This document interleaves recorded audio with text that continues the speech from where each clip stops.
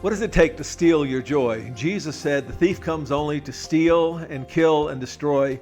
I have come that you might have life and have it to the full." This is Jesus' promise, and it's what I try to teach every week, and it's what I'd encourage you to try to teach your people. Try to lead your people to live the abundant Christian life.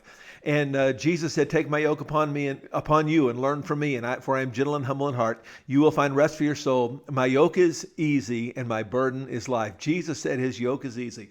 But I found that many believers find His yoke to be very, very difficult. And we find it very difficult because we're simply trying really hard to be good. And like that little caterpillar that turns from a caterpillar to a chrysalis to a butterfly, once it does that, once it is transformed, then it can make it from Canada to Mexico. But if it tries to get there as a little caterpillar trying really hard, it'll never get there. And many believers are just like that caterpillar. They're simply trying really hard to be good.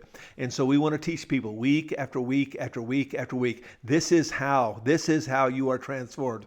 Because once you are transformed, life starts to become a whole lot easier, and it is a little bit complicated. I've been studying this for several years now. I've been looking through. I'd encourage you to invite you to join me in reading through the New Testament and looking for how does God transform us. We think classically Romans 12:2.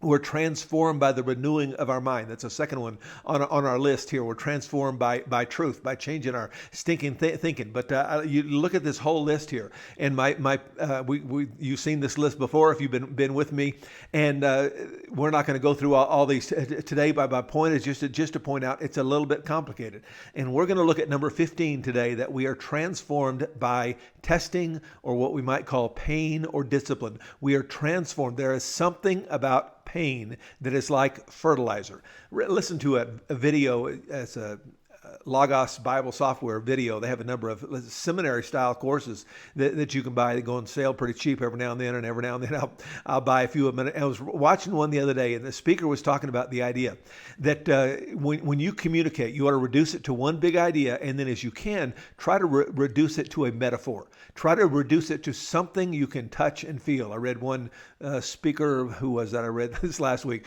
was talking about, it'll come to me in a second, that in Isaiah, where it talks about a bruised reed he will not break. And he actually passed out a reed to all his people, a little plant that apparently you could find around where this speaker lived.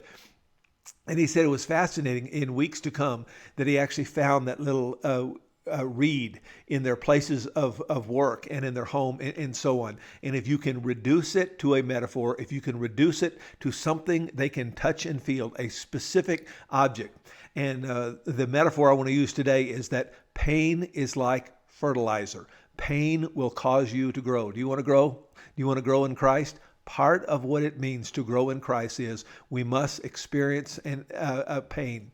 C.S. Lewis said, "God whispers to us in our pleasures." He whispers. He whispers to us in our pleasure. He speaks in our conscience, but He shouts in our pain. It is His megaphone to rouse a deaf world. And it reminds me of a preacher friend of mine. I remember hear him saying, he said, funny thing, I've never had anybody come home from Disneyland and say, you know what, I just grew so much. I just grew so much at Disneyland. No, but when the difficult circumstances of life come and when your heart is broken, God shouts to you in your pain. It is His megaphone